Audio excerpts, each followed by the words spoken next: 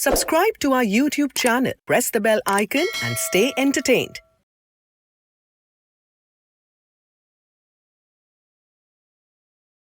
Tracking milestones of an incredible journey spanning 30 years. Rahman Music Sheets. First 10, 12 years, he never moved out of his studio. He just lived in his studio, basically. He showcased me, the way I sing. He didn't make me sing the way he wants.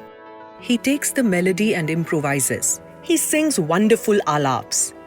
I usually record an hour of his singing and then edit. He's just fantastic at improvisation. That's how AR Rahman describes Hariharan. Yeah, that's what we do.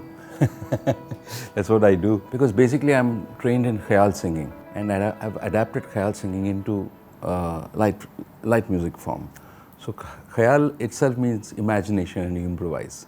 So basically I'm an improviser, and Rahman loves it.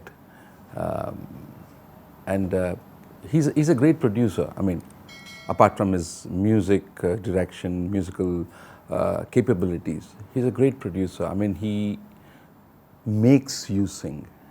He gives you the freedom. He gives you the space. That's one thing very beautiful about him.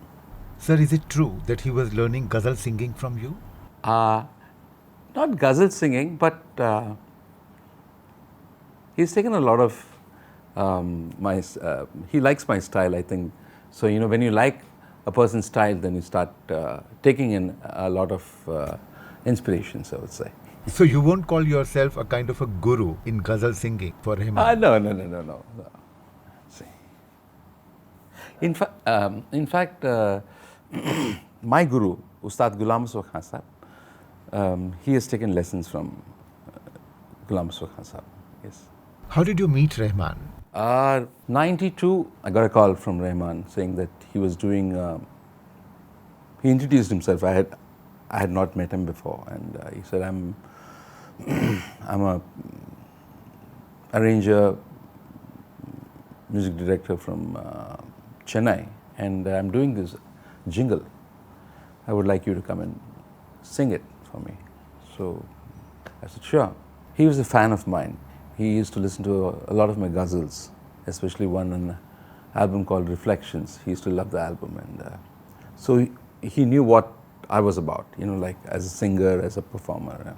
In fact, in the conversation, he said, "I love your singing.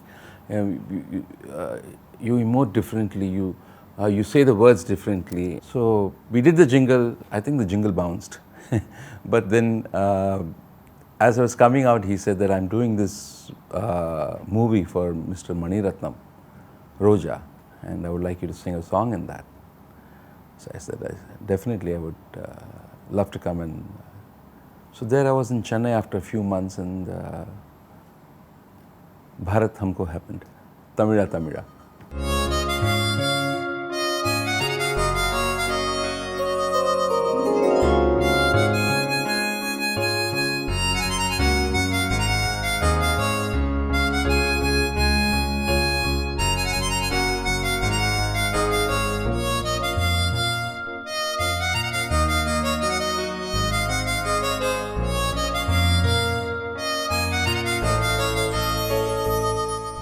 After Jana Gana Mana and Vande Mataram, this song is the most powerful patriotic song one does get to hear, you know, and it's like a lullaby, and it's so powerful. It's amazing. And when he gave me the song, first we did in Tamil, Tamira, Nali Nam Nali, and then we did it in Hindi. And the crescendos which are coming in between, the chorus, that is a very new thing. There was very minimalistic arrangement, instrumentation. There was a groove, and there was this just a drone in some parts, and then there was some orchestration.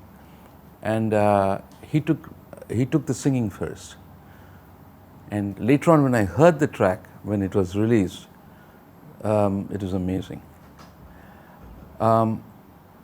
What I would say that initially what made Rahman, his brilliance of sound, he brought a new sound And at that time, music was sounding different, but orchestration was sounding different in films.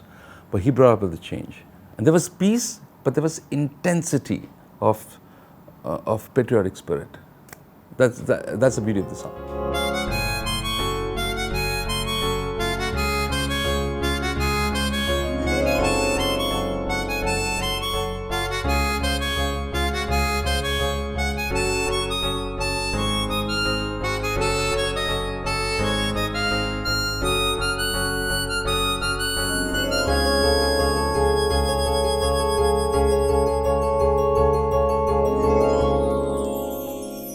So in early 90s, you were trying to create a niche space for yourself as a ghazal singer. At that time, when a song like Bharat Humko Jaan Se Pyaara Hai was offered to you, did it surprise you? No, I started my career as a film playback singer. My first song was for Gunn, Ajeeb Saneha, 77. And then I sang for Ram Nagari. Then I sang a couple of songs for R.D. Burman, Lakshmikant Pyarlal, Salil Chaudhary Sahab, Naushad Sahab. So playback singing was not new for me. But in the 80s, I got too involved with semi-classical and classical riyaz. And I used to sing a lot of ghazals, basically. I used to compose ghazals. All my ghazals I've composed, basically. So maybe because of that, my shift happened, a paradigm shift, But now that I had left playback singing. So your first film as playback singer, Gaman, had music by Jaydevji. And as you mentioned, you also sang for other stalwarts of film music. How different was Rahman's music? See, his upbringing is different. His music background is different. And when you come from different music backgrounds, but when the potential is the same, you do different things, but ultimately the effect is of the same level. And in fact, you just said Jaydevji. I mean, there are songs which Rahman has composed, and that same kind of feel I get when I hear the song, what Jaydevji has done in his music. Bhini bhini, bhini bhini, khushboo hai tera badan, sulge mehke, pigle dehke, kyun na behke mera man. These movements, is so I think basically aesthetic, after a certain level, it's the same. So the song Roja Jaaneman in the film, it was in the voice of S.P. Balasubramaniam ji. But you also sang that song. How did that happen? Oh yeah, it was being made in Hindi, and Rahman said, we'll do Bharat Humko, and I also want you to sing the title song, totally your style. I said, okay, let me go for it. And it was only in the CD. It was not in the film. Film, SP sir had sung it because they had used the same voice in this thing. So it was a great song, but I thought maybe, because they might not hear it because in the CD, but fortunate for me, it became a huge successful song, and even today, people love it. छूके यूं चली हवा जैसे छू गए हो तुम फूल जो खिले थे वो शूल बन गए हैं क्यों जी रहा हूँ इसलिए दिल में प्यार है तेरा जुल्म सह रहा हूँ क्यों इंतजार है तेरा तुमसे मिले बिना जान भी न जाएगी क़यामत से पहले सामने तू आएगी कहाँ है तू कैसी है तू रोजा. Rahman has a very unusual style of recording where he gives lot of freedom to his singers. Where he gives? Freedom to his singers. Oh yeah, of course. See, basically, when you give a song to an arranger, you can't actually tell him to play the notes you have to write. You give him an outline, and then the basic execution and the dynamics the singer has to give. So it depends on what we are singing. Suppose he has constructed something very definite in his mind, then he'll say, Hari, sing like this. This is what I want, this thing. And when there is scope, he says, go for it. So it's like from song to song it changes basically. Suddenly he says, another tune has changed. So, we work both forward and backwards, yeah. Do you think Rahman's compositions present your voice very differently? Yeah, he showcased me, the way I sing. He didn't make me sing the way he wants. He liked something and he took that, he made me do my things with his song. And it created a new energy, I would say. And that's why I feel that he could showcase me in the mainstream. You were associated with Rahman right in the beginning of his career. Can you explain that phase for us? Rahman unfolded in the first 4-5 films I did. I recorded with him. And definitely I could make out that his sound was a new signature. It was a new period which was starting. That exactly in the next first 2 songs, I could make out that his concept was good. There was a lot of melody. There's a lot of space in his tracks, in his music tracks.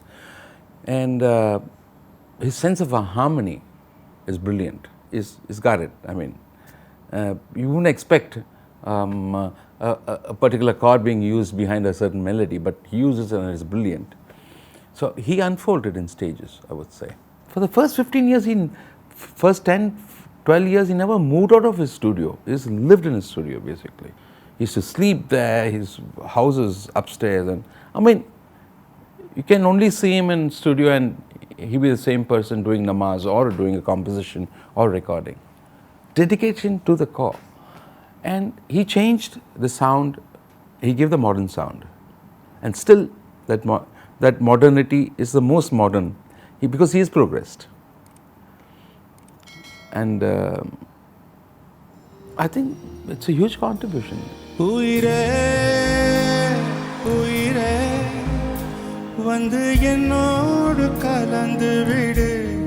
An association that started with Roja, continued in Bombay and in many more films, both Hindi and Tamil. And it went beyond to the stage shows. Hariharan will continue with his personal tales of this incredible partnership in the next episode of Rahman Music Sheets. Stay with us.